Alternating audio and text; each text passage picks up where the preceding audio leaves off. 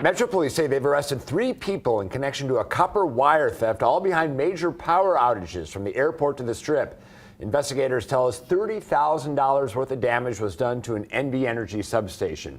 The names of the 3 arrested: Paul Andrews, Chad Sherman, and Brandon Henry. They were booked into the Clark County Detention Center for grand larceny. The outage impacted several properties near the Strip, including the Cosmopolitan and Allegiant Stadium. Harry Reid was also affected, seeing outages in both terminals.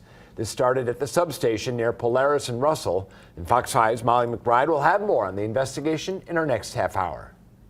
Across the valley, we keep hearing from you. You want solutions to stop these copper wire thieves from wreaking havoc in our neighborhoods. To stop the trend last year, local cities and the county passed laws to crack down on the sale of stolen copper.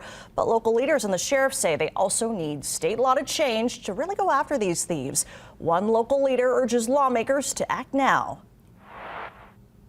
I would plead to our legislators that this is a safety risk for our neighborhoods. Commissioner Michael Naft explains why a change in state law is crucial to stop copper wire thieves from targeting our lights and power and put them behind bars. Allegiant Stadium is in Naft's district. The stadium went dark Monday when thieves targeted an NV Energy substation. It also took out power to parts of the airport and the Strip. We need the state legislature to come in and codify that law to make sure that people understand that, just like with catalytic converters, possession cannot be tolerated. There is a bill being drafted right now to punish anyone found with stolen copper wire and municipal grade copper wire, the kind typically used in streetlights. Some want the punishment to be a felony. It would mirror a similar law passed in 2023 to crack down on catalytic converters. Fox 5 recently met with a former state lawmaker helping lobby for the new law. Warren Hardy represents recyclers and works with Metro's Copper Theft Task Force. Law enforcement really has to walk up on somebody who's pulling this out of the ground.